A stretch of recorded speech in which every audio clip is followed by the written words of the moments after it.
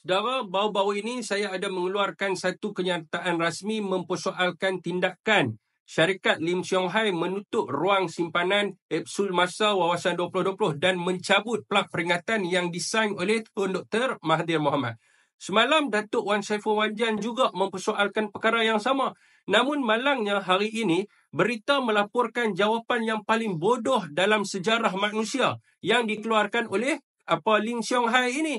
Boleh pula dia bagi alasan sebab dia simen ruang tersebut dan cabut plak peringatan itu adalah kerana membahayakan pengunjung.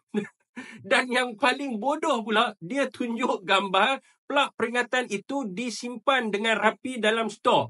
Saudara, saya nak bagi tahu dekat sini, kawasan tersebut dan juga plak peringatan itu merupakan warisan sejarah negara daripada Perdana Menteri keempat, iaitu Tun Dr. Mahathir Mohamad. Malah sejarah juga tercatat di dunia. Menara Kuala Lumpur dibina dan dirasmikan semasa zaman Tun Dr. Mahathir Mohamad, di mana plak peringatan itu bukan sahaja melambangkan simpanan kapsul masa wawasan 2020, akan tetapi melambangkan perasmian Menara Kuala Lumpur oleh Perdana Menteri waktu itu.